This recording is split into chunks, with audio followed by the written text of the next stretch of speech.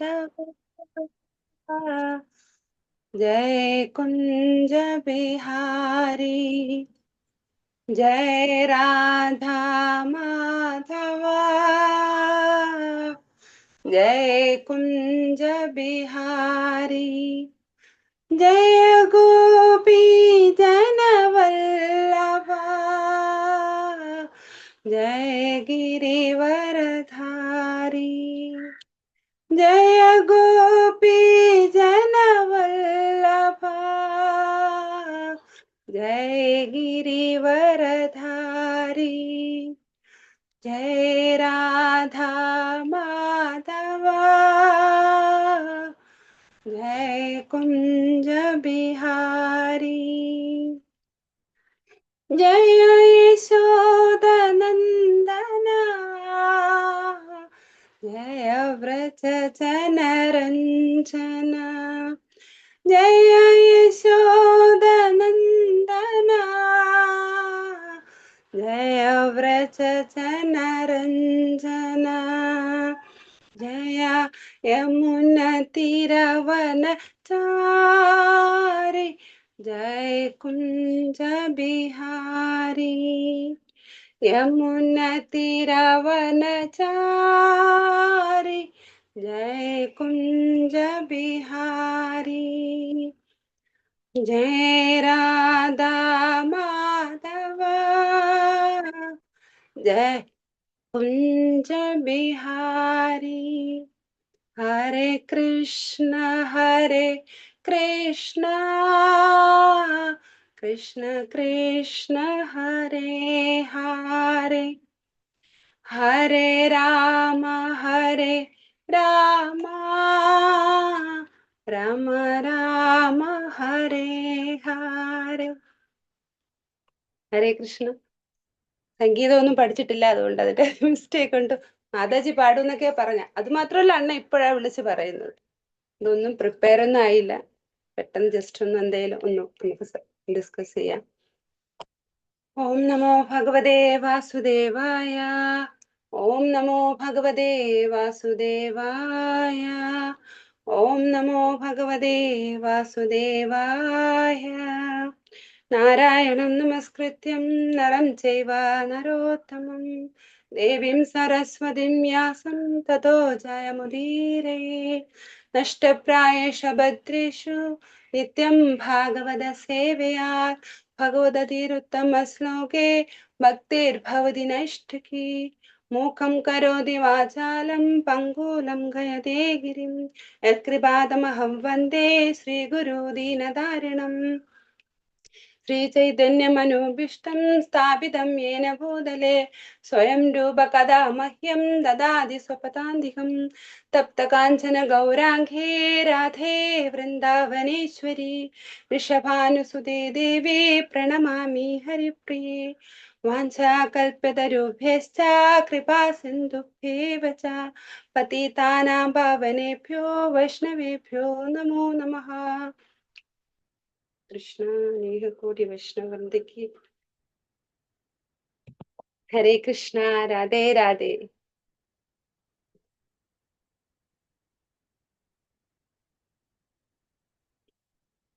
കേൾക്കുന്നുണ്ടല്ലോ അല്ലെ എല്ലാവർക്കും? ഹരേ കൃഷ്ണ കേൾക്കുന്നുണ്ട്.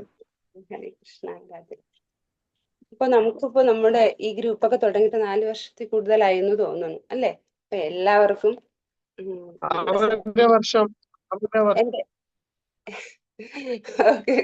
അപ്പൊ നമ്മുടെ ഈ ഗ്രൂപ്പിലുള്ള എല്ലാവരും നല്ല മെച്ചുവറായിട്ടുള്ള അവരോട് മുമ്പ് സംസാരിക്കാൻ പോലും കഴിയില്ല, എനിക്കറിയാം. അപ്പൊ നിങ്ങൾക്ക് കുറച്ചൊക്കെ കാര്യങ്ങളെല്ലാം അറിയാം അല്ലെ, നമ്മുടെ സനാതന ധർമ്മത്തെ കുറിച്ചും അല്ലെ. നമ്മുടെ ഇത്രയും നാളെ നമ്മൾ കേട്ടത് എന്ന് ഞാൻ നിങ്ങളോട് എന്നെ ഒന്ന് ചോദിക്കാം കേട്ടോ. എനിക്കൊന്നും അറിയാത്തപ്പോ നിങ്ങളോടൊന്ന് ചോദിച്ച് മനസ്സിലാക്കാം. ഉത്തരം പറയാൻ റെഡി അല്ലേ എല്ലാവരും? അറിയുന്ന കാര്യം പറയണം കേട്ടോ. അപ്പോ നമ്മള് ഇത്രയും നാളും ഭക്തി പഠിച്ച് വന്നുകൊണ്ടിരിക്കുക. നമ്മള് ഭഗവത്ഗീത ഭാഗവതം എല്ലാം പഠിച്ചുകൊണ്ട് വന്നിരിക്കുക. അപ്പൊ നമുക്ക് ആദ്യം നമുക്കിപ്പം വേറൊരാൾ, ഏതെങ്കിലും ഇപ്പം നമ്മുടെ ക്രിസ്ത്യൻ മുസ്ലിം ആരെങ്കിലും ഒരാൾ ചോദിച്ചു, ആദ്യം നമ്മൾ ചോദിക്കുന്നത് ഞാൻ ആരാണ്? നമ്മൾ ഓരോരുത്തരും സ്വയം വിശകലനം ചെയ്യണ്ടേ അല്ലെ, നാം ആരാണ് എന്നുള്ളത്. അപ്പൊ അതിൽ നിന്ന് എന്ത് മനസ്സിലാകും നിങ്ങൾക്ക്? ഞാൻ ഇപ്പൊ എന്നോട് ഇപ്പൊ ഒരാൾ ചോദിക്കുക, നിങ്ങൾ ആരാണ്, സ്വത്ത് എന്തായാലും നിങ്ങൾ ആരാണ് എന്ന് ചോദിച്ചാൽ എന്താ മറുപടി പറയുക? പറയാവോ? ഞാൻ ഞാൻ ഈ ആത്മാവാണ്. ശരീരമല്ല, ആത്മാവാണ്. ഓക്കെ ഓക്കെ, അപ്പൊ അത് എല്ലാവർക്കും അറിയുന്ന കാര്യം അല്ലേ, ശരീരമല്ല നമ്മൾ. അപ്പൊ അത് ഉറച്ചു വിശ്വസിച്ചു അല്ലെ, നമുക്കത് മനസ്സിലായി. പഠിച്ചതിൽ നിന്ന് നമുക്ക് മനസ്സിലായി നമ്മൾ ആത്മാവാണ്. പിന്നെ ആത്മാവ് മാത്രമല്ല, പിന്നെ പിന്നെ ഒന്നും കൂടെ ഉണ്ടല്ലോ, നമ്മൾ വെറും ആത്മാവ് മാത്രമാണോ? പരമാത്മാവ് കൂടെ അല്ല, നിർത്തുന്നത്. ആത്മാവും അവന് എന്തൊക്കെ പരമാത്മാവും. ക്വാളിറ്റി ഒക്കെ ഉണ്ട്? ആ, ആത്മാവിന് ആത്മാവ് ആനന്ദത്തെയാണ് തേടി നടക്കുന്നത്. അതെ. ഓക്കെ, നമ്മുടെ ഭഗവത്ഗീതയിലെ സെക്കൻഡ് ചാപ്റ്റർ, ഭഗവത്ഗീത ഉണ്ടെങ്കിൽ എടുക്കൂ. സെക്കൻഡ് ചാപ്റ്ററിൽ നമുക്ക് ആത്മാവിന്റെ ക്വാളിറ്റിയെ കുറിച്ച് പറയുന്നുണ്ട് അല്ലേ. ജസ്റ്റ് ഒന്ന് അതൊന്ന് പറഞ്ഞു പോവാം. സെക്കൻഡ് ചാപ്റ്ററിലെ 20ാമത്തെ ശ്ലോക എടുക്കാവൂ. ന ജായതേ മ്രിയതേ വാ കഥാചിത് ന്യായം ഭൂത്വ ഭവിത വാ ന ഭൂയഃ അജോ നിത്യശാശ്വതോ അയം പുരാണോ ന ഹന്യതേ ഹന്യമാനീ ശരീരം. അല്ലെ, എന്തുവാ പറയണേ? ആത്മാവിന് എന്തില്ല? ജനന മരണങ്ങളില്ല അല്ലെ. പിന്നെ എന്തുവാ, വായിക്കൂ. എടുത്തായിരുന്നു. ഹരേ കൃഷ്ണ മാതാജി. ഹരേ ഓം കൃഷ്ണ. ഓം ഗുരുഭ്യോ നമഃ. ഓം നമോ ഭഗവതേ വാസുദേവായ. ശ്രീല പ്രഭുപാദർ കി ജയ്. ഹരേ കൃഷ്ണ. ആത്മാവിന് ഒരിക്കലും ജനന മരണങ്ങളില്ല. അത് ഉണ്ടായിട്ടില്ല, ഉണ്ടാകുന്നില്ല, ഭാവിയിൽ ഉണ്ടാവുകയുമില്ല. അജനും നിത്യനും ശാശ്വതനും പ്രാചീനനുമാണത്. ശരീരം നശിക്കുമ്പോൾ അതിന് മരണമില്ല. ഭാവാർത്ഥം വായിക്കണോ മാതാജി? വേണ്ട മാധവി, ഇത് അപ്പോ എന്തുവാ പറയുന്നേ? അപ്പൊ നമ്മള് നശിക്കുന്നില്ല അല്ലെ ആത്മാവിന്. അപ്പൊ നമ്മൾ ആരും നശിക്കുന്നില്ല, അത് നമുക്ക് സ്വയം മനസ്സിലാക്കി അല്ലെ. എന്താ നശിക്കുന്നേ? നമ്മുടെ എന്താണ് നശിക്കുന്നത്?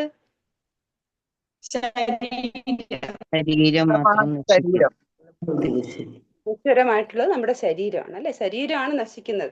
അപ്പൊ ഒരാളിപ്പം വേണമെങ്കിൽ പറയാം, ആത്മാവ് ജനിക്കുന്നെങ്കിൽ തീർച്ചയായിട്ടും മരിക്കുന്നു. അപ്പം ആത്മാവ് മരിക്കുന്നില്ല, അപ്പൊ എന്തുവാ, ശരീരം മരിക്കുന്നു.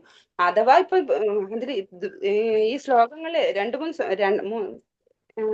ഏതോ ശ്ലോകത്തിൽ പറയുന്നുണ്ട്, ആത്മാവ് അഥവാ ജനിക്കാൻ അതിനെന്തുവാ, മരണമുണ്ട്. മരിച്ചു കഴിഞ്ഞാലോ ജനനമുണ്ട് അല്ലേ. അപ്പം ഇത് നമുക്ക് ഈ ശാസ്ത്രത്തിനോട്ട് പോകുന്നതിന് സാഖ്യശാസ്ത്രം, നമ്മൾ അതിനോട്ട് കൂടുതൽ ആഴത്തിൽ ഇറങ്ങുമ്പോഴാണ് നമുക്കത് മനസ്സിലാകുന്നത്. അപ്പൊ നമുക്ക് ഇതിൽ നിന്ന് മനസ്സിലാക്കാൻ എന്തുവാ, ആത്മാവിന് ഒരിക്കലും മരണമില്ല, അത് എപ്പോഴും നിലനിൽക്കുന്നതാണ് അല്ലെ, പ്രാചീനനുമാണ്. പിന്നെ എന്തുവാ, 23ാമത്തെ ശ്ലോകം വായിക്കും. നൈനം ചിന്തതി ശസ്ത്രാണി നൈനം ദഹതി പാവകഃ ന ചൈനം ക്ലേദയന്ത്യാഭോ ന ശോഷേതി മാരുതഃ. വായിക്കാവോ? ആത്മാവിനെ ആയുധങ്ങൾക്ക് മുറിക്കാനാവില്ല. അഗ്നിക്ക് ദഹിപ്പിക്കാനോ വെള്ളത്തിന് നനയ്ക്കാനോ കാറ്റിന് ശോഷിക്കാനോ കഴിയില്ല. അപ്പൊ ആത്മാവ് അത്ര ബലമുള്ളതും ശാശ്വതനും നിത്യനും പ്രാചീനനുമാണ്. അപ്പൊ നമുക്ക് മനസ്സിലായി ആത്മാവിന്റെ ക്വാളിറ്റി. വേറെ ഉണ്ടല്ലോ, എന്തുവാ, ജീവാത്മാവിനെ അച്ഛേദ്യോ അയമദാഹ്യോ അയമക്ലേദ്യോ അശോഷ്യ ഏവച നിത്യഃ സർവദഃ സ്ഥാണു രചലോ അയം സനാതനഃ. ജീവാത്മാവിനെ മുറിക്കുവാനോ ദഹിപ്പിക്കുവാനോ കുതിർക്കുവാനോ ഉണക്കുവാനോ കഴിയുകയില്ല. ശാശ്വതനും സർവത്ര ഗമിക്കുവാൻ കഴിവുള്ളവനും പരിണാമങ്ങൾക്കതീതനും അചഞ്ചലനും നിത്യനുമാണ് ഈ ആത്മാവ് അല്ലെ. അപ്പൊ ആത്മാവിന് ഇത്രയും ശക്തി വിശേഷണങ്ങൾ ഉണ്ടെങ്കിൽ നമ്മുടെ പരമാത്മാവിന്റെ കാര്യം പറയാനുണ്ടോ? അല്ലേ. അപ്പൊ നമ്മുടെ ഭഗവാന്റെ ഒരു എന്തുവാ, ഒരു ചെറിയൊരു അംശം മാത്രമാണ്. നമുക്ക് ഇന്ന് മനസ്സിലായില്ല. അതിന് ഉദാഹരണങ്ങൾ ഒത്തിരി സന്തുക്കൾ വന്ന് പറഞ്ഞിട്ടുണ്ടല്ലോ. ഉദാഹരണം പറയാവോ? പരമാത്മാവും ജീവാത്മാവും തമ്മിലുള്ള ആ ഒരു അന്തരത്തിനെ കുറിച്ച് പറയുന്നുണ്ടല്ലോ, ഉദാഹരണം സഹിതം പറയുന്നുണ്ടല്ലോ. ഭഗവാനും പരമാത്മാവ് ആത്മാവിന്റെ അത് നോക്കി നിൽക്കുക മാത്രമേ ഉള്ളൂ. നമുക്ക് എല്ലാത്തിനും സ്വാതന്ത്ര്യം തന്നിട്ടുണ്ട് പരമാത്മാവ്. ആത്മാവ് എന്താ ചെയ്യുന്നത് അങ്ങനെ ഒരു രണ്ട് കിളീനെ പറ്റിട്ട് ഒരു ഇത് വന്നിന് ഉദാഹരണം പറഞ്ഞിരുന്നു.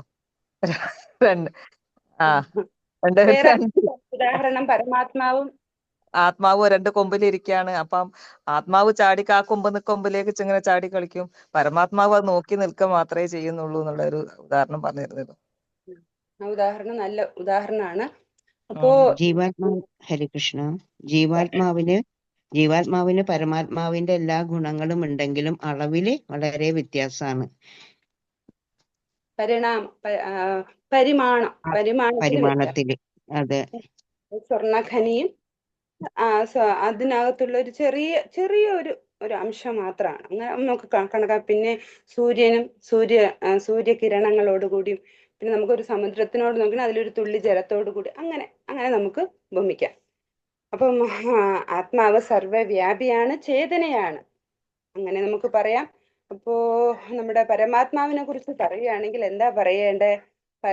പരമാത്മാവ് അഖിലാണ്ട കോടി ബ്രഹ്മാണ്ട നായകനും ഈ എല്ലാ സർവ ചരാചരങ്ങളെ സൃഷ്ടിച്ചിട്ടുള്ള ആ പരമാത്മാവ് നിയന്ത്രിതാവും നിയാമകനും, അതായത് നമ്മുടെ എല്ലാ ആത്മാക്കളെ നിയന്ത്രിക്കുന്നവനുമാണെന്ന് നമുക്ക് ചുരുക്കത്തിൽ പറയാം, അല്ലേ? അപ്പോ നമുക്കിപ്പോ എടുക്കേണ്ടത് എന്താന്ന് വെച്ചാല് നമ്മളെല്ലാം എന്തുവാ? ബദ്ധാത്മാക്കളാണ്, അല്ലെ? അപ്പം ബദ്ധാത്മാവിന് എന്താ 4 ന്യൂനതകളുണ്ട്. എന്തൊക്കെ ന്യൂനതകളാണെന്ന് പറയാം. ബദ്ധാത്മാവിന് തെറ്റു പറ്റുന്നുണ്ട്, കൂടാതെ മായയ്ക്ക് വശംവദനാകുന്നു, മറ്റുള്ളവരെ വഞ്ചിക്കുവാനുള്ള പ്രവണതയുണ്ട്, പിന്നെ അയാളുടെ ഇന്ദ്രിയങ്ങൾ അപൂർണമാണ്. 4 ന്യൂനതകളുണ്ട്, പറയാവോ? ബദ്ധാത്മാവിന് 4 ന്യൂനതകളുണ്ട്. അയാൾക്ക് തെറ്റു പറ്റുന്നുണ്ട്, മായയ്ക്ക് അധീനനാകുന്നുണ്ട്, പിന്നെ അയാളുടെ ഇന്ദ്രിയങ്ങൾ അപൂർണമാണ്, പിന്നെ എന്തുവാ? മറ്റുള്ളവരെ വഞ്ചിക്കുവാനുള്ള ചീറ്റിംഗ് മെന്റാലിറ്റി. ഈ 4 ന്യൂനതകളുണ്ടെന്ന് പറയുന്നുണ്ട്. മനസ്സിലായല്ലോ, അല്ലേ? മനസ്സിലായി. അപ്പോ നമ്മുടെ ഈ പരിമിതവും അപൂർണമായ ഇന്ദ്രിയത്തിനും മനസ്സിനും പൂർണ്ണമായ അറിവ് സ്വീകരിക്കാൻ ബുദ്ധിമുട്ടാണെന്ന് പറയുന്നുണ്ട്. അപ്പൊ നമ്മുടെ ഈ ജ്ഞാനം, ഈ പരമാത്മാവിനെ നമ്മൾ മനസ്സിലാക്കാൻ നമുക്ക് ആദ്യം എന്തുവാ വേണ്ടത്? ജ്ഞാനം, അല്ലേ? അപ്പൊ ജ്ഞാനം നേടാൻ വേണ്ടി 2 വ്യവസ്ഥകൾ പറയുന്നുണ്ട്, 2 രീതി, 2 വ്യവസ്ഥകൾ. എന്തൊക്കെയാ? അനുമാനം, നിഗമനം. 2 രീതിയിൽ കൂടി നമുക്ക് ജ്ഞാനം മനസ്സിലാക്കാനുള്ള വ്യവസ്ഥകളാണ് പറയുന്നത്. അപ്പൊ ആദ്യം അനുമാനം എന്ന് പറഞ്ഞാൽ നാം ആരെങ്കിലും പറയുന്നത് വിശ്വസിക്കുന്നു, അല്ലെ? അപ്പൊ ആരെങ്കിലും പറയുന്നത് വിശ്വസിക്കുക പോരാത്തതിന് നമ്മൾ സ്വയം തന്നെ നമ്മുടെ അപൂർണങ്ങളായ ഇന്ദ്രിയങ്ങൾ വെച്ച് കണ്ടു, ഞാൻ കേട്ടു, അപ്പൊ അത് നമ്മൾ വിശ്വസിക്കുന്നു, അല്ലെ? അപ്പൊ അത് ശരിയായിട്ടുള്ളൊരു നിഗമനമല്ല. കാരണം നമ്മുടെ ഇന്ദ്രിയങ്ങളെല്ലാം അപൂർണമാണ്.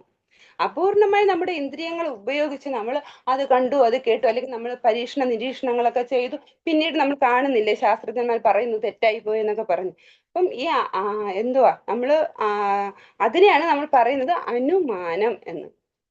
നമ്മുടെ ആരെങ്കിലും പറയുന്ന, അതായത് ഓതറൈസ്ഡ് ആയിട്ട് അല്ലാത്ത ആൾക്കാർ പറയുന്നത് കേൾക്കുക, അല്ലെങ്കിൽ നാം സ്വയം നമ്മുടെ അപൂർണമായ ഇന്ദ്രിയങ്ങൾ ഉപയോഗിച്ച് നമ്മൾ കണ്ടു കേട്ടു എന്ന് പറഞ്ഞ് നാം തീരുമാനിക്കുന്നതിനാണ് അനുമാനം. ആ രീതിയിലുള്ള ജ്ഞാനം അപൂർണമാണ്.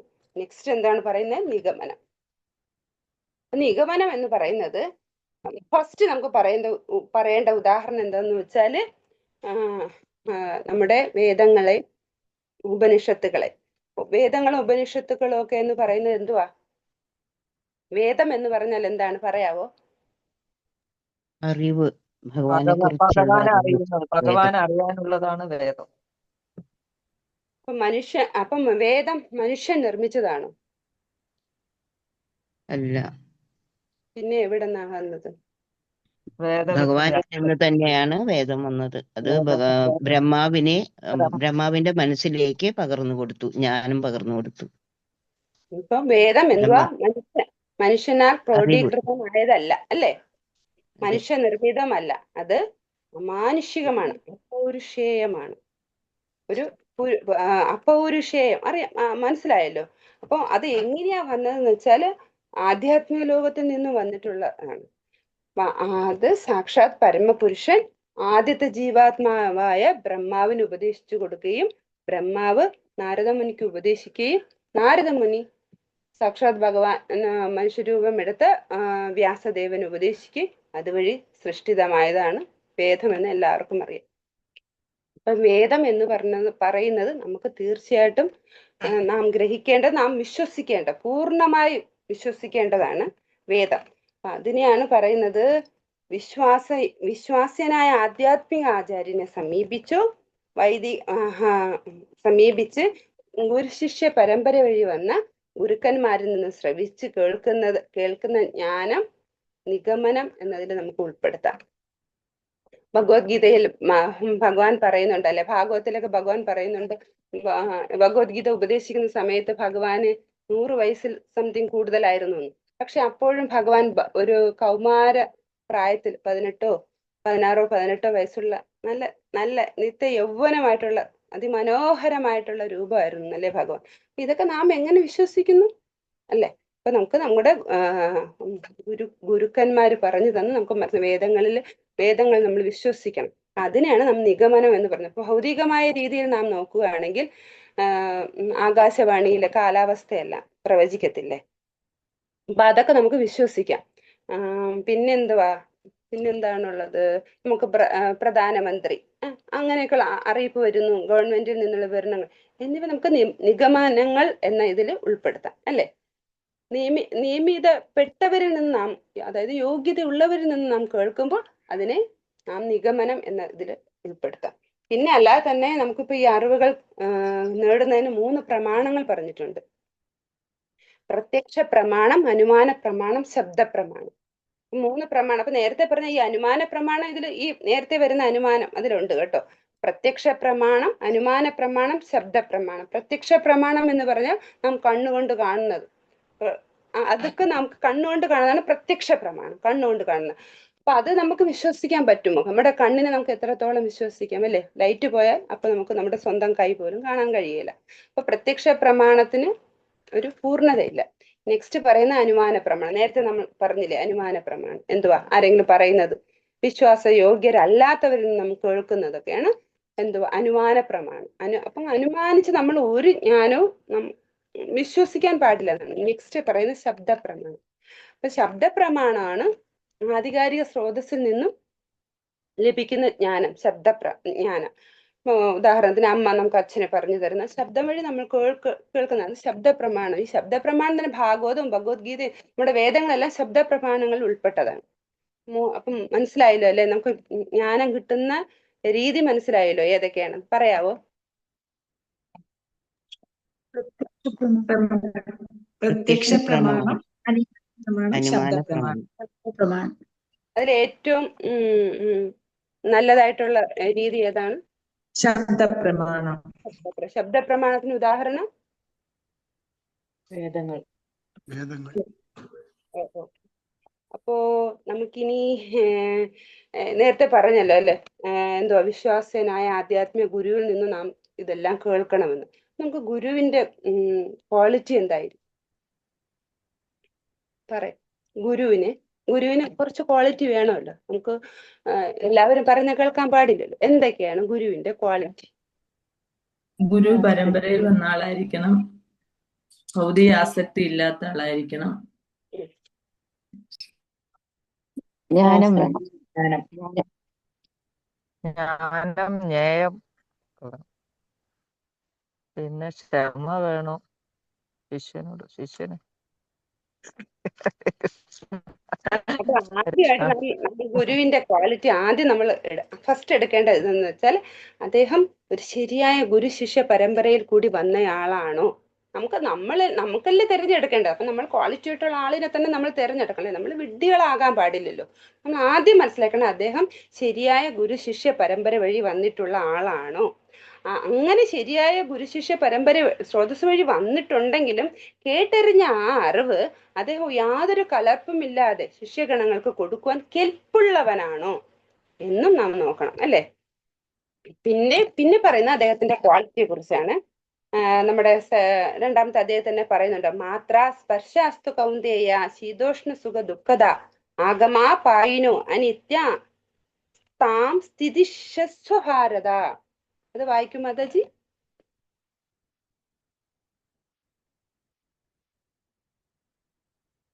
പതിനാലാമത്തെ ശ്ലോകമാണ്, 2ാമത്തെ ചാപ്റ്ററിലെ 14ാമത്തെ ശ്ലോകം.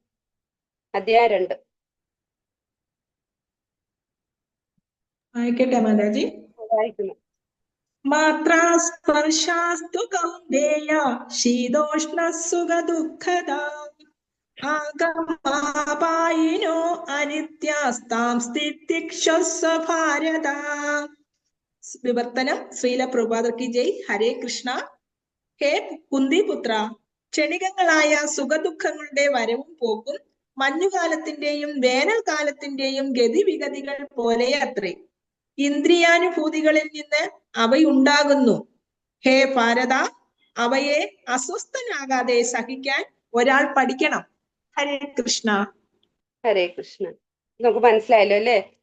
ഗുരുവിന്റെ ക്വാളിറ്റി എന്തായിരിക്കും? സുഖ ദുഃഖങ്ങളില് അദ്ദേഹം വരവും പോക്കും ഒന്നും അദ്ദേഹത്തിന് യാതൊരു പ്രശ്നവുമില്ല. മഞ്ഞുകാലവും ചൂടുകാലവും വരുന്നത് പോലെ അദ്ദേഹം ഒന്നിനും അസ്വസ്ഥനല്ല എന്നുള്ളതാണ് യഥാർത്ഥ ഗുരുവിന്റെ ക്വാളിഫിക്കേഷൻ.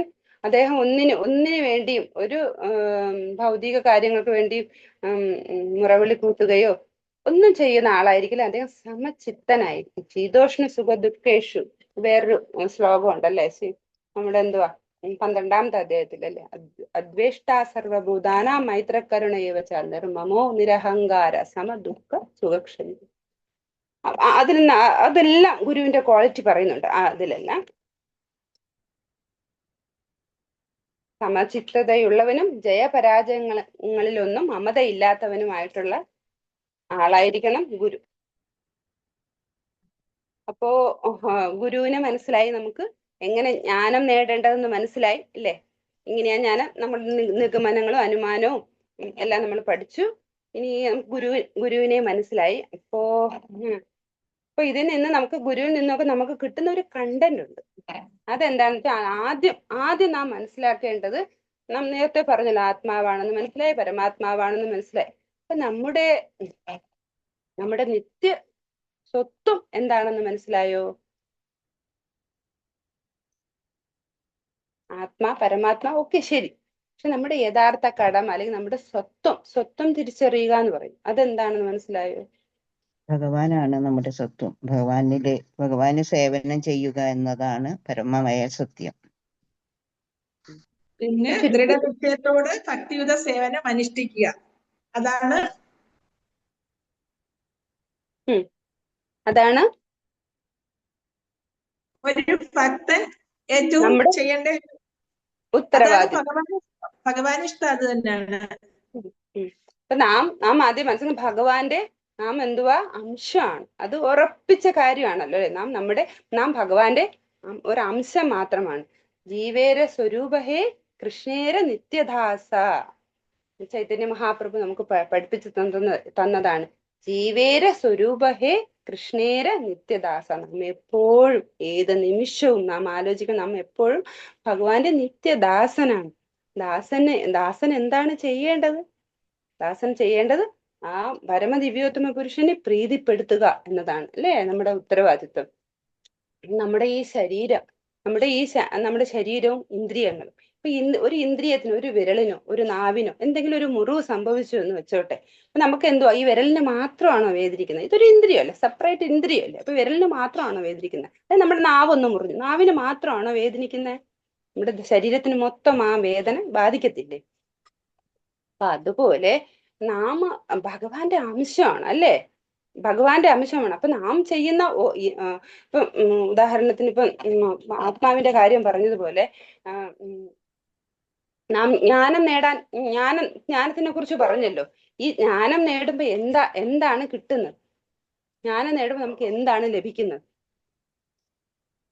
ഭഗവാനെ കുറിച്ചുള്ള അറിവാണ് കിട്ടുന്നത്. ആത്മീയാനന്ദം. ഭഗവാന്റെ ആത്മീയ ആനന്ദം. അപ്പൊ നമുക്ക് ജ്ഞാനം ലഭിക്കുമ്പോൾ നാം എല്ലാവരും ഒന്നാണ് എന്ന് നമുക്ക് മനസ്സിലാക്കാനുള്ള ഒരു കഴിവുണ്ടാകും അല്ലേ? നമുക്ക് എല്ലാവരും ഭഗവാന്റെ അംശങ്ങളല്ലേ നമ്മളെല്ലാം ഭഗവാനിൽ ചേരേണ്ടവരല്ലേ? അപ്പൊ നമുക്ക് ഈ നമ്മുടെ ചുറ്റും കാണുന്ന സമൂഹത്തിലും ഈ ലോകത്തിൽ കാണുന്ന സർവ്വചരാചരങ്ങളും ഒന്നാണെന്ന് നമുക്ക് മനസ്സിലാകും അല്ലേ? നമുക്ക് ഈ സമൂഹത്തിൽ ഏതെങ്കിലും ഒരാൾക്ക് എന്തെങ്കിലും സംഭവിച്ചാൽ അത് നമുക്കും കൂടെ ഉള്ള വേദനയാണ്. അപ്പോൾ നമ്മൾ ആദ്യം മനസ്സിലാക്കേണ്ട, നമുക്ക് അറിവ് നേടുമ്പോൾ നാം എന്ത് സമചിത്തതയുള്ളവരായി നാം മാറുകയാണ്. ഒരു ജീവാത്മാവിന് എന്തെങ്കിലും സംഭവിച്ചാൽ അത് നമ്മുടെയും വേദനയാണ് അല്ലെ. ഒരാൾക്ക് ദുഃഖമുണ്ടായാൽ നാം എങ്ങനെ അവരുടെ ദുഃഖം കാണാതെ നമുക്ക് എങ്ങനെ സന്തോഷമായി നമുക്ക് ജീവിക്കാൻ പറ്റും? അപ്പൊ അങ്ങനെയുള്ള ഒരു മാനസിക അവസ്ഥ, സമചിത്തത കൈവരുമ്പോൾ എല്ലാവരെയും ഒരുപോലെ സ്നേഹിക്കാനും എല്ലാവരോടും ദയയും നമുക്ക് ഉണ്ടാകും അല്ലെ. അപ്പൊ അത് ഭഗവാന്റെ ക്വാളിറ്റിയാണ്. അപ്പൊ നമ്മുടെ ക്വാളിറ്റി നമ്മൾ മാറുകയാണ്. നമുക്ക് ജ്ഞാനം കിട്ടും തോറും നമ്മുടെ സ്വഭാവം തന്നെ മാറുകയാണ്. അജ്ഞാനം എന്ന് പറഞ്ഞാൽ എന്തുവാ? ഇരുട്ടാണ്. ഒന്നും അവർക്ക് ജ്ഞാനമില്ല. നമുക്കിപ്പോ മനസ്സിലാക്കാം നാം ജ്ഞാനത്തിന്റെ പാതയിലാണ് എന്ന് എങ്ങനെ മനസ്സിലാക്കാം? നാം ഇപ്പൊ നടന്നു പോകുന്നത് ഒരു ജ്ഞാനത്തിന്റെ, നമുക്ക് അറിവ് കിട്ടുന്ന ആ ഒരു ജ്ഞാനത്തിന്റെ പാതയിലേക്കാണ് എന്ന് മനസ്സിലാക്കുന്നത് എന്തുവാ? നമ്മൾ ആ പരമപുരുഷനെ തിരിച്ചറിയാൻ നമുക്ക് കഴിയുന്നു. നമ്മൾ ആ പാതയിലാണ് നാം എത്തിയെന്ന്, നമുക്ക് ജ്ഞാനത്തിന്റെ പാതയിലാണെന്ന് മനസ്സിലാക്കാൻ നമുക്ക് ആ പരമപുരുഷന്റെ ആ സാന്നിധ്യവും പരമപുരുഷന്റെ അംശമാണെന്ന് നാം അടിയുറച്ച് വിശ്വസിക്കുന്ന ആ സമയം വരുമ്പോഴാണ് നാം ജ്ഞാനത്തിന്റെ പാതയിലേക്ക് എന്ന് മനസ്സിലാക്കുന്നത്. അജ്ഞാനികൾക്ക് എന്താണ് സംഭവിക്കുന്നത്? ഭഗവാനിൽ നിന്നും ദൂരെയായി പോവുകയാണ് ചെയ്യുന്നത്. അവർ സ്വാർത്ഥമായി ചിന്തിക്കുകയും സ്വന്തം സുഖത്തിന് വേണ്ടി ക്രൂരന്മാരാവുകയും നിർദാക്ഷിണ്യം മറ്റുള്ളവരെ ദ്രോഹിക്കുകയും കഴിയും. നമുക്ക് ആരെയും ദ്രോഹിക്കാൻ കഴിയില്ല അല്ലെ. ഭഗവാനെ അറിഞ്ഞവർക്ക് മറ്റുള്ള ഒരു ജീവാത്മാവിന്, ഒരു ജീവജാലം, അവർക്ക് ക്രൂരത, അവർക്ക് ഓൾറെഡി ദയ ഉണ്ടാകുന്നു മനസ്സിൽ. ഒരാളെ ഉപദ്രവിക്കാൻ നമുക്ക് കഴിയുന്നില്ല അല്ലെ. ഒരു ജീവജാലങ്ങളെയും കൊല്ലുവാനും. അപ്പൊ നമ്മുടെ വൈഷ്ണവാസ് നമ്മളായി കഴിഞ്ഞാൽ നമുക്ക് എന്താണ്? നമ്മ ആരെ ഉപദ്രവിക്കുകയും മാനസികമായിട്ടോ ശാരീരികമായിട്ടോ ഉപദ്രവിക്കാൻ ശ്രമിക്കുകയില്ല. അതാണ് നമ്മൾ ജ്ഞാനത്തിന്റെ പാതയിലേക്ക് വരുമ്പോൾ ആ ക്വാളിറ്റിയാണ് നാം നേടിയെടുക്കുന്നത്. നമുക്ക് ഒരു ജീവികൾ നമ്മുടെ സ്വാർത്ഥതയ്ക്ക് വേണ്ടി, നമ്മുടെ നാവിന്റെ ഇന്ദ്രിയ ആസ്വാദനത്തിന് വേണ്ടി എത്ര ജീവാത്മകളെ കൊന്ന് അല്ലെ, നിർദാക്ഷിണ്യം കൊന്ന് നാം എന്താ പരിശീലിച്ചെടുക്കുന്നത്? എല്ലാ ജീവജാലങ്ങളും ഭഗവാന്റെ അംശങ്ങളാണെന്ന് അല്ലെ. അപ്പൊ ഭഗവാൻ നമ്മുടെ സഹോദരനെ ആരെങ്കിലും നമുക്ക് ഉപദ്രവിക്കാൻ കഴിയുമോ? ഒരിക്കലുമില്ല. അപ്പൊ നമ്മൾ വൈഷ്ണവ ലെവലിൽ എത്തുമ്പോൾ, നാം അതേ ജ്ഞാനത്തിന്റെ പാതയിൽ എത്തുമ്പോൾ നാം എല്ലാത്തിൽ നിന്നും, പാപത്തിൽ നിന്നെല്ലാം നമ്മൾ പിന്നോട്ടായി നാം ഭഗവാന്റെ പാത സ്വീകരിച്ച് നാം നല്ല മനുഷ്യരായി, ആദ്യം നമ്മൾ നല്ല മനുഷ്യരാകണം അല്ലെ. മനുഷ്യരായി കഴിയുമ്പോൾ നമുക്ക് ക്വാളിറ്റി വന്ന് ഭക്തരാകാൻ കഴിയുകയുള്ളൂ. അപ്പൊ നമുക്ക് ജ്ഞാനത്തിന്റെ പാതയിലേക്കാണെന്ന് മനസ്സിലാക്കാൻ ഭഗവാന്റെ വഴിയിലേക്ക് നമ്മൾ ഓൾറെഡി എത്തിപ്പെടും. അജ്ഞാനത്തിന്റെ പാതയിലാണെങ്കിൽ ഭഗവാനുമായിട്ട് അവർക്ക് മനസ്സിലാവുകയില്ല. ഭഗവാനെ കുറിച്ച് പറഞ്ഞാൽ അവർക്ക് മനസ്സിലാകില്ല. കാരണം അവർ അജ്ഞതയാണ് അവരെ പിടിച്ചിരിക്കുന്നത്. അവർ ഇരുട്ടിലാണ് അവര്. നമുക്ക് അതിനാണ് ജ്ഞാനം നേടണം എന്ന് പറയുന്നത്, എക്സ്പെഷ്യലി വൈദിക ജ്ഞാനം. അപ്പൊ നമുക്ക് ഇതിൽ നിന്നും നമ്മുടെ ജീവേര സ്വരൂപ കൃഷ്ണേര നിത്യദാസ എന്ന് മനസ്സിലായി. അപ്പൊ നാം എന്താണ് ചെയ്യേണ്ടത്? ഭഗവാന്റെ നിത്യദാസനാകുമ്പോൾ നാം എന്താണ് ചെയ്യേണ്ടത്? ഭഗവാന് സേവ. നമ്മൾ എന്ത് പ്രവൃത്തിയും ചെയ്യുമ്പോ അത് ഭഗവാന് വേണ്ടി അർപ്പിച്ച് ചെയ്യുക. അതെ, ഭഗവാനെ നമ്മൾ സേവിക്കുക. നമ്മുടെ ശരീരത്തിന് നാം എന്തുവാ നമ്മൾ എന്ത് ചെയ്യുന്നത്? നമ്മുടെ ശരീരത്തിന് സംതൃപ്തിപ്പെടുത്താനല്ലേ ഓരോ ഇന്ദ്രിയങ്ങൾ പ്രവർത്തിക്കും. നമ്മുടെ ഓരോ ഇന്ദ്രിയങ്ങളും നമ്മൾ ആരെ ചെയ്യാനാണ്? ആരെ സംതൃപ്തിപ്പെടുത്താനാണ്? നമ്മുടെ ശരീരത്തിന്, നമുക്ക് അല്ലെ. അപ്പൊ അതുപോലെ നമ്മൾ ഭഗവാന്റെ ഒരു ഉപകരണമാണ്, മനസ്സിലായില്ലേ? ഒരു ചെറിയൊരു ഇന്ദ്രിയാണ്. അപ്പൊ നമ്മൾ ആരെയാണ് നമ്മൾ ഏത് പ്രവൃത്തി ചെയ്താലും നമ്മൾ ആരെയാണ് സംതൃപ്തിപ്പെടുത്തേണ്ടത്? ആ സാക്ഷാത് പരമ ദിവ്യോത്തമ പുരുഷനെ അല്ലെ. പരമപുരുഷനെ സംതൃപ്തിപ്പെടുത്തുക എന്ന് മാത്രമാണ് നമ്മുടെ കർത്തവ്യം. അപ്പൊ നമ്മുടെ കർത്തവ്യം മനസ്സിലായല്ലോ. ഭഗവാനെ സംതൃപ്തിപ്പെടുത്തുക. ഭഗവാൻ എന്ന് പറയുന്നത് നമ്മൾ ഭഗവാന്റെ ഒരു ചെറിയൊരു ഇന്ദ്രിയം, ഉപകരണം. നമ്മുടെ കൈ പ്രവർത്തിക്കേണ്ടത് നമ്മുടെ ശരീരത്തിന് വേണ്ടി, നമ്മുടെ കണ്ണും നമ്മുടെ മൂക്കും എല്ലാം നമ്മൾ ഉപയോഗിക്കും നമ്മുടെ ശരീരത്തിന് വേണ്ടി. അതുപോലെ നാം ഭഗവാനെ സംതൃപ്തിപ്പെടുത്തിയാൽ നമുക്ക് സന്തോഷം ഉണ്ടാവുന്നു. ഭഗവാന് ആവശ്യമില്ല, നമുക്ക് സന്തോഷം ഉണ്ടാവണമെങ്കിൽ നാം ആ ഭഗവാനെ, പരമപുരുഷനെ നാം സംതൃപ്തിപ്പെടുത്തണം. നമുക്ക് ഭഗവാനെ എങ്ങനെ സംതൃപ്തിപ്പെടുത്താം? നവവിധ ഭക്തിയെ കുറിച്ച് പറയുന്നുണ്ട്. പറയൂ.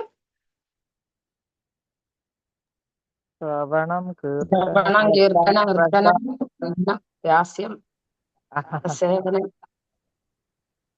സ്മരണം. ഒരാള് തുറന്ന് പറയുക 9 വിധ ഭക്തി കുറിച്ച്. ശ്രവണം, സ്മരണം, കീർത്തനം, അർച്ചനം, പാദസേവനം, ദാസ്യം, ബന്ധനം, നമുക്ക് ഓർഡറിന് പറയുമ്പോൾ നമുക്ക് കാണാതെ പറയാൻ പറ്റും പെട്ടെന്ന്. കൃഷ്ണ മാതാജി. ഹരേ കൃഷ്ണ. ശ്രവണം, കീർത്തനം, വിഷ്ണു സ്മരണം, പാദസേവനം, അർച്ചനം, വന്ദനം, ദാസ്യം, സഖ്യം, ആത്മനിവേദനം. Okay, very good. അപ്പൊ നവവിധ ഭക്തി എന്ന് പറയുന്നത് നവവിധ സേവനം. നമുക്ക് ഈ 9 വിധത്തിൽ ഭഗവാനെ സേവിക്കാൻ പറ്റും അല്ലേ? ഈ നവവിധ ഭക്തിയില് ഈ ഇങ്ങനെ സേവിച്ചതിൽ മെയിൻ ആയിട്ടുള്ള ഒരു ഭക്തനെ കുറിച്ച് അറിയാവോ?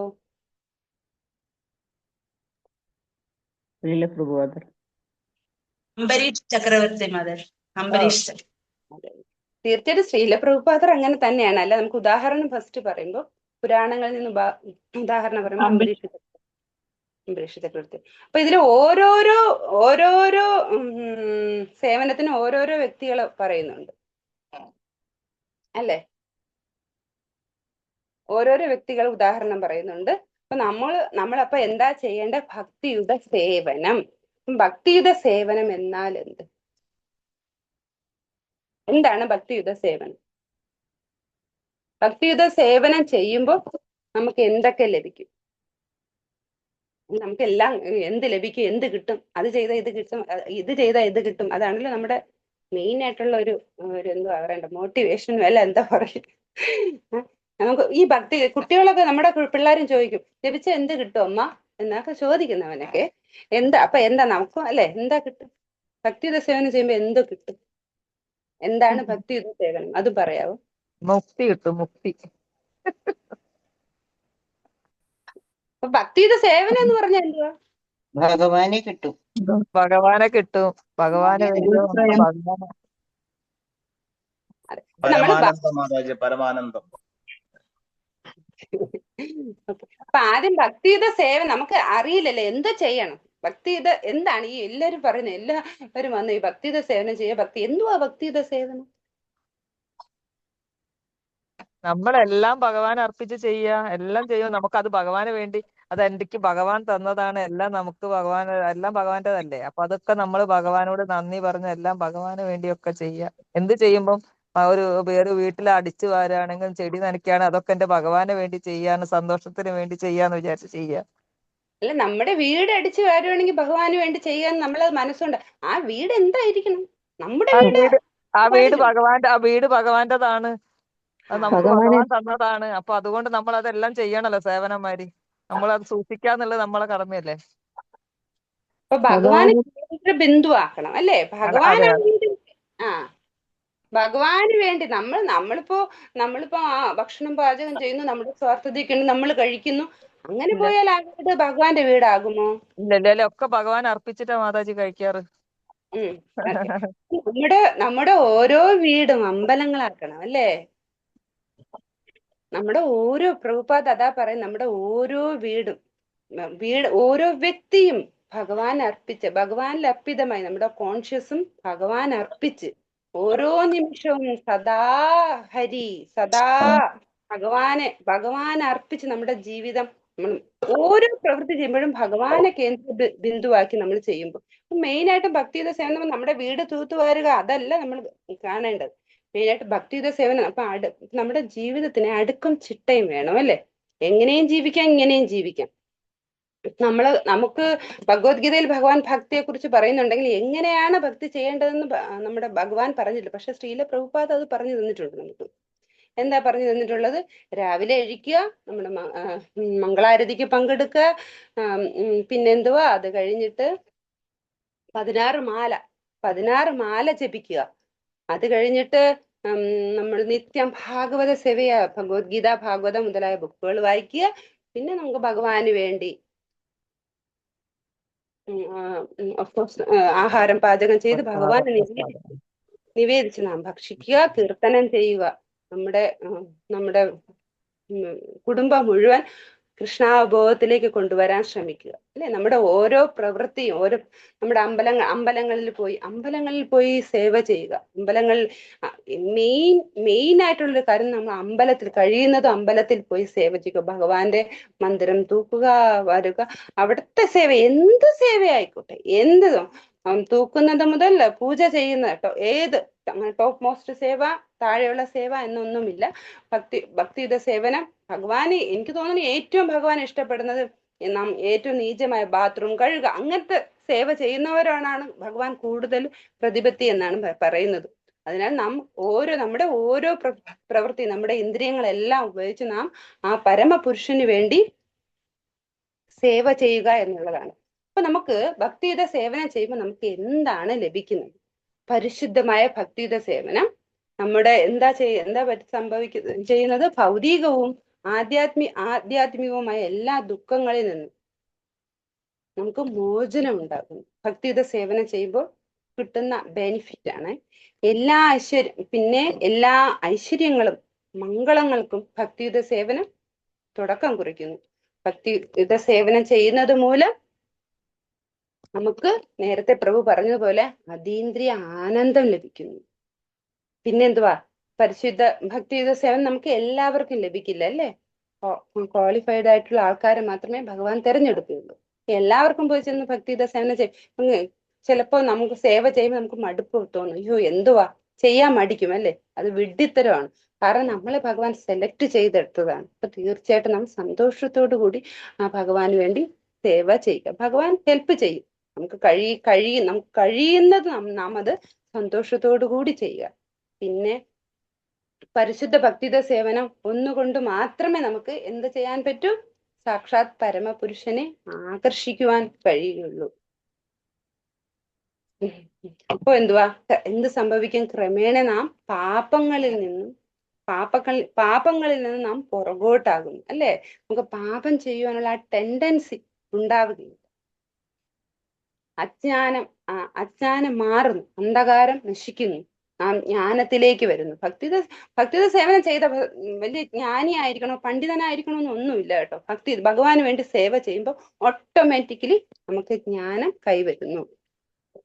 അപ്പൊ നമുക്ക് ഈ ടൈം ഉണ്ടോന്ന് അറിയത്തില്ല. അപ്പൊ നമുക്ക് ഈ പാപത്തിനെ തന്നെ 4ആയിട്ട് വിഭജിച്ചിട്ടുണ്ട്. നാം ചെയ്യുന്ന പാപങ്ങൾ: ഫലപ്രാപ്തിയിൽ എത്തിയ പാപം, വിത്തായിട്ട് കിടക്കുന്ന പാപം, പിന്നെ മിക്കവാറും പാകമായി കഴിഞ്ഞതും, പിന്നെ മിക്കവാറും പാകമായത്. 4 വിധത്തിലുള്ള പാപങ്ങളെ കുറിച്ച് പറയുന്നുണ്ട്.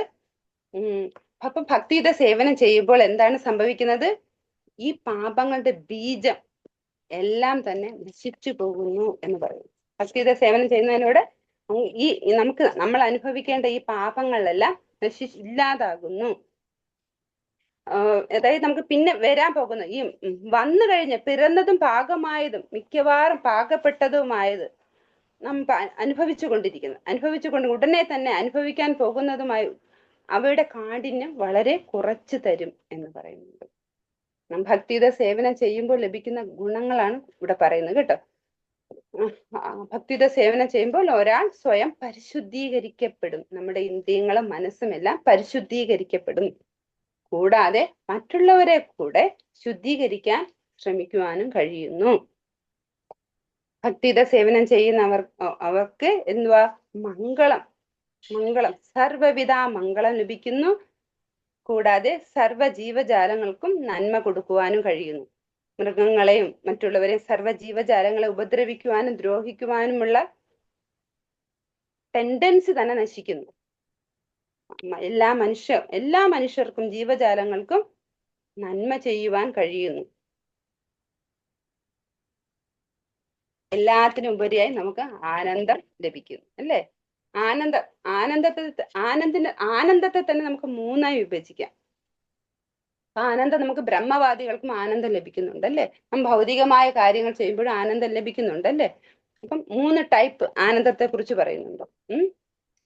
ഭൗതികതയിൽ നിന്ന് ലഭിക്കുന്ന ആനന്ദം, ബ്രഹ്മവാദികൾ കിട്ടുന്ന ആനന്ദം, പിന്നെ കൃഷ്ണാവബോധത്തിൽ നിന്ന് ലഭിക്കുന്ന ആനന്ദം. കൃഷ്ണാവബോധത്തിൽ നിന്ന് ലഭിക്കുന്ന ആനന്ദം എന്തായിരിക്കും? ആദ്യം നമുക്ക് ബ്രഹ്മവാദികൾക്ക് ലഭിക്കുന്ന ആനന്ദത്തിനെ കുറിച്ച് പറയാം. അറിയാലോ അല്ലെ? ബ്രഹ്മ ലെവൽ അതൊക്കെ അറിയാലോ. ബ്രഹ്മത്തിന് ഇഷ്ടപ്പെടുന്ന ഒരുപാട് പേരുണ്ടല്ലേ? ബ്രഹ്മവാദികൾ. അവർക്ക് ഭഗവാനിൽ വിശ്വാസമില്ല, അവർ ബ്രഹ്മത്തെയാണ് വിശ്വസിക്കുന്നത്. അവർക്ക് ബ്രഹ്മമാണ് സകലവും അല്ലെ? അവർക്ക് ബ്രഹ്മം കഴിഞ്ഞ് അങ്ങോട്ടൊക്കെ കടക്കാൻ കഴിയുന്നില്ല. അതാണ് സത്യം. ബ്രഹ്മജ്യോതി. ആ ജ്യോതി കഴിഞ്ഞ് നമ്മൾ പോയാല്, ഹരേ കൃഷ്ണ, ബ്രഹ്മജ്യോതി കടന്നു പോയാലേ നമുക്ക് ആ ഭഗവാന്റെ അതിസുന്ദരവും മനോഹരമായ വ്യക്തിരൂപം നമുക്ക് മനസ്സിലാവുകയുള്ളൂ അല്ലെ. അപ്പൊ കുറെ ആളുകളെ ബ്രഹ്മത്തിൽ തന്നെ നിലനിൽക്കുവാണ്. അപ്പൊ ആ ബ്രഹ്മവാദികൾക്ക് സുഖമില്ലേ? ആനന്ദമില്ല? ഉണ്ട്, തീർച്ചയായിട്ടും ഉണ്ട്. ബ്രഹ്മവാദികൾക്ക് നല്ല ആനന്ദമുണ്ട്. അപ്പം ആ ആനന്ദത്തെ അതിനെ ബ്രഹ്മാനന്ദം എന്ന് പറയും അല്ലെ. ഇപ്പൊ ബ്രഹ്മവാദികൾക്ക് ഒരുപാട് ക്വാളിറ്റികളൊക്കെ ഉണ്ട് അല്ലെ. അവർക്ക് ബ്രഹ്മ ലെവലിൽ എത്താൻ ഒരുപാട് കഷ്ടമാണ്. ചുമ്മാതെ നമുക്ക് ആ ലെവലിലൊന്നും എത്താൻ പറ്റത്തില്ല. അപ്പോൾ ഒരുപാട് നിയമങ്ങളും നിഷ്കർഷയോടും ജീവിക്കുന്ന ആൾക്കാർക്ക് മാത്രമേ ബ്രഹ്മ ലെവലിൽ എത്താൻ കഴിയുള്ളൂ. അപ്പൊ ബ്രഹ്മ ലെവലിൽ എത്തിയവർക്ക് ഒരുപാട് ക്വാളിറ്റികൾ ഉണ്ട്. അവർക്ക് ഒരുപാട് ചെറുതാകാൻ പറ്റും, വലുതാകാൻ പറ്റും, കനമില്ലാതിരിക്കാൻ, പറക്കാൻ പറ്റും. അങ്ങനെയൊക്കെ ഒരുപാട് മാജിക് അവർക്ക് ലഭിക്കുന്നുണ്ട് അല്ലെ. അപ്പൊ ഇവര് ഈ ബ്രഹ്മവാദികള് എന്താ ബ്രഹ്മത്തിൽ തന്നെ ഇരിക്കുന്നവർ കുറച്ചു പേര് കാണും. പിന്നെ കുറെ ആളുകൾ ആദ്യം തന്നെ ഇരിക്കുന്നില്ല. അവർ അതിൽ നിന്നും ആനന്ദം വേറെ ലഭിക്കാൻ എന്ത് ചെയ്യുന്നു? നമ്മുടെ ഭൗതികതയിലേക്ക് ഇറങ്ങി വരുന്ന ഒരുപാട് പേര് നമ്മൾ കണ്ടിട്ടുണ്ട് അല്ലേ. അവരവരുടെ മാജിക് എല്ലാം കാണിച്ച് പേരും പ്രശസ്തിയും ഒക്കെ. അപ്പൊ അതിനെന്തെങ്കിലും അർത്ഥമുണ്ടോ? ആ ബ്രഹ്മവാദി എന്തെങ്കിലും അർത്ഥമുണ്ടോ? അവരുടെ കിട്ടിയ സിദ്ധികളെല്ലാം മിസ്യൂസ് ചെയ്ത് ജീവിക്കുന്നവരാണല്ലോ നമ്മൾ കൂടുതലും കാണുന്നത്. അപ്പൊ അതങ്ങനെ ബ്രഹ്മവാദികളുടെ ആനന്ദം അത് ഒരു സ്ഥലത്തിരിക്കട്ടെ. നമുക്ക് ഭൗതികതയിൽ നിന്ന് ലഭിക്കുന്ന ആനന്ദം, നാമല്ല ഒരു ഗ്ലാസ് പായസം കുടിക്കുന്നു, അത് നല്ല ആനന്ദമാണ് അല്ലേ. നല്ല വയറ് നിറച്ച് ഭക്ഷണം കഴിക്കുക, അത് ഭയങ്കര ആനന്ദമാണ്. സ്വസ്ഥമായി സുഖമായിട്ടിരിക്കുക, അത് ആനന്ദമാണ്. പക്ഷെ അതിനൊക്കെ ഒരു പരിധിയില്ലേ അല്ലേ. ഒരു ഗ്ലാസ് പായസം, 2 ഗ്ലാസ് പായസം, 3 ഗ്ലാസ്, 5 ഗ്ലാസ്, അത് കഴിഞ്ഞാൽ പിന്നെ കുടിക്കാൻ പറ്റുമോ? എത്ര ടേസ്റ്റ് ഉള്ള പായസമായാലും കഴിക്കാൻ പറ്റുമോ? ഇല്ല. അത് ഭൗതികമായിട്ടുള്ള ആനന്ദം നമുക്ക് എത്ര ഒത്തിരി കിട്ടിയാലും അത് പിന്നെ നമുക്ക് മതിയാവും, മടുപ്പാകും അല്ലേ. അപ്പൊ ആ ആനന്ദത്തിന് നമുക്ക് ഒരു പരിമിതിയുണ്ട്. അത് നമുക്ക് അതിന് അളവ് പോലെ തന്നെ അത് നിശ്ചിതമാണ് അല്ലേ. നമുക്ക് പിന്നെ അത് താല്പര്യം കാണത്തില്ല. ഇപ്പൊ ഭൗതികതയുള്ള ആനന്ദം മനസ്സിലായല്ലോ. അപ്പൊ അതല്ല. ബ്രഹ്മവാദികളും ഭൗതികതയിലോട്ട് കടന്നു വരുന്നുണ്ട്. അപ്പൊ ഈ ബ്രഹ്മവാദികളുടെ ആനന്ദത്തിനെ എത്രയോ കോടി കൊണ്ട് പെരുക്കിയാൽ, ഈ ബ്രഹ്മാനന്ദത്തെ എത്രയോ കോടി കൊണ്ട് പെരുക്കിയാലും അതിന്റെ ഒരംശം, ആ ആനന്ദത്തിന്റെ അംശമാണ് ഭക്തിയുടെ സേവനം ചെയ്യുമ്പോൾ നമുക്ക് കിട്ടുന്ന ഒരു തുള്ളിക്ക് തുല്യമാകില്ല എന്ന് പറയും ബ്രഹ്മാനന്ദത്തിന്. നമ്മൾ കൃഷ്ണ സേവനം, കൃഷ്ണാവബോധം, ഭക്തിയുടെ സേവനം ചെയ്യുമ്പോൾ നമുക്ക് കിട്ടുന്ന ആനന്ദം, പരമാനന്ദം, നമ്മൾ രൂപഗോസ്വാമി പറയുന്നതാണ്. അപ്പൊ നമുക്ക് ഏത് ആനന്ദമാണ് വേണ്ടത്? ഭക്തിയുടെ സേവനത്തിലൂടെ ഭക്തന്മാരായി ഭഗവാന് സേവ അർപ്പിക്കുമ്പോൾ അതാണ് യഥാർത്ഥ ശരിയായ നമ്മുടെ കർത്തവ്യവും നമ്മുടെ സ്വരൂപ അവസ്ഥ. ഹരേ കൃഷ്ണ, രാധേ രാധേ, ജയ ശ്രീ രാധേശ. സമയായെന്ന് തോന്നുന്നു. ഹരേ കൃഷ്ണ. നമ്മുടെ ആരതി സമയമായിരിക്കുവാണ്. സംശയങ്ങളും ചോദ്യമൊന്നും സമയമില്ല.